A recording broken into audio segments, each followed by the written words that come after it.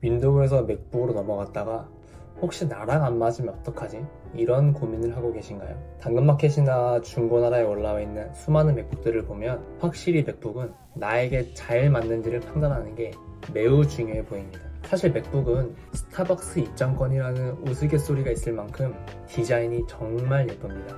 최근에 생산되는 맥북들은 예전처럼 가운데 사과에 빛이 들어오지 않지만 그래도 깔끔한 디자인은 저희 어머니도 맥북이 이뻐서 갖고 싶다고 할 만큼 호불호가 갈리지 않습니다. 하지만 맥북의 가격은 M1일 때는 조금 가성비라는 말이 나왔지만 최근 출시되는 M2 맥북들은 절대 싼 가격이 아니죠. 자칫하다간 큰돈 날리기 딱 좋습니다. 오늘 영상은 윈도우에서 맥북 전환을 고려하는 분들께 도움이 될 만한 포인트를 말씀드리려고 합니다. 맥북 구매를 할 때 가장 고민되는 포인트들이죠. 저도 20년 넘게 윈도우를 사용해왔고 맥북은 쳐다도 안 보고 있었는데 예쁜 디자인에 반해서 그냥 사버렸습니다. 이 영상은 저와 같은 윈도우 사용자 관점에서 만든 영상이고 영상을 다 보신다면 맥북을 사야 할지 말아야 할지 딱 정하실 수 있을 겁니다.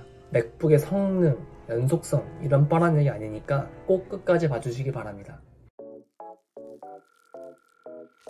우리 일상생활의 컴퓨터 환경은 대부분 윈도우로 이루어져 있습니다. 그러다 보니 자연스럽게 윈도우에 익숙해져 있죠. 하지만 맥OS는 윈도우와 완전히 다른 환경입니다. 윈도우 시작 버튼도 없고 키보드 배열도 완전히 다르기 때문에 환영키 전환 버튼도 없습니다.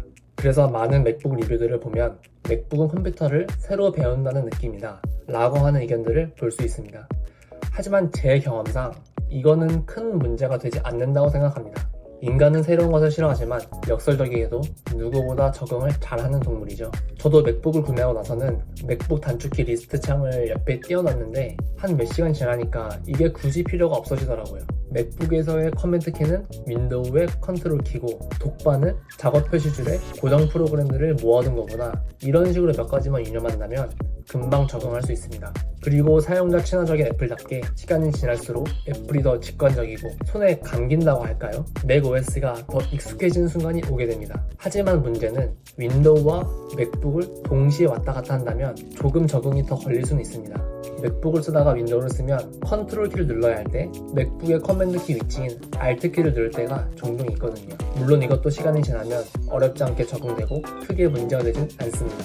반면 학생분이 학업용으로 구매를 한다던가 맥북을 가벼운 영상 편집이나 블로그용으로 가끔 사용할 예정이라면 이런 걱정은 아예 할 필요가 없습니다. 따라서 현재 내가 윈도우에 얼마나 노출이 되어 있고 맥북을 사게 된다면 얼마나 사용할 건지 미리 생각해 보시기를 바랍니다. 살다 보면 홈택스나 정부24 같은 공공기관 사이트에 접속해서 필요한 서류를 발급해야 할 일이 생깁니다. 그리고 이러한 공공기관의 시스템 구축은 윈도우를 기반으로 이루어져 있죠. 따라서 맥북은 정부기관 접속 포기라는 공식이 성립했었습니다. 비록 최근에는 맥OS도 접속 가능한 사이트가 많아지긴 했지만 그래도 여전히 모든 사이트에 문제없이 접속이 되는 것은 아니죠. 하지만 2년 정도 사용한 입장에서 이는 모바일로 충분히 대체되어 있다고 생각합니다. 요즘은 대부분 모바일로 처리가 가능하고 스마트폰은 거의 항상 들고 있기 때문에 서류 발급을 위해 노트북을 사용할 일이 많이 줄어들었습니다. 요즘에 공공기관 사이트에 접속을 할 때 간편 인증이라고 해서 네이버 인증서나 카카오 인증이 가능합니다. 이는 대부분 모바일로 가능하고 아마 이 영상을 보시는 분들도 이미 간편 인증이 가능한 경우가 많으실 겁니다. 다만 업무상의 목적으로 혹은 다른 이유로 공공기관 사이트를 꼭 컴퓨터로 접속해야 하는 경우가 많다면 이는 문제가 될 것입니다. 따라서 최근 한 달 동안 공공기관 사이트에 몇 번이나 접속했는지 혹은 자주 접속하는 공공기관 사이트를 모바일로 이용할 환경이 구축됐는지 이 두 가지를 중점적으로 생각해 보시길 바랍니다.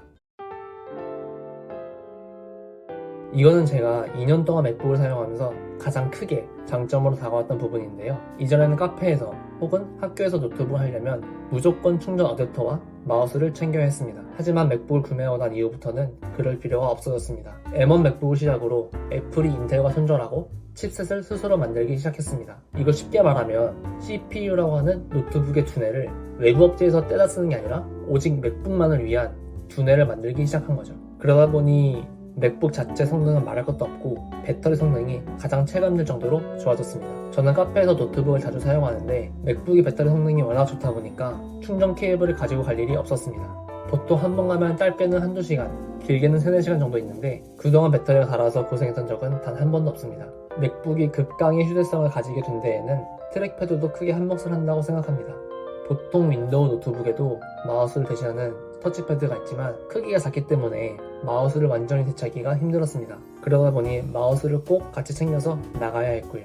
하지만 맥북의 트랙패드는 마우스를 대체하는 걸 넘어서는 수준입니다. 애초에 트랙패드 크기가 크기 때문에 커서를 이동하기도 편하고 제스처 기능도 효율적으로 사용할 수 있습니다. 두 손가락으로 확대와 축소는 물론이고 페이지 넘기듯이 뒤로 가기도 할 수 있고 세 손가락을 이용하면 드래그도 가능합니다. 추가로 제스처 설정을 해준다면 손가락을 오므릴 때는 런치패드 화면이, 펼치면 데스크탑 화면이, 네 손가락을 쓸어 올리면 현재 열려있는 앱들을 모두 볼 수도 있습니다.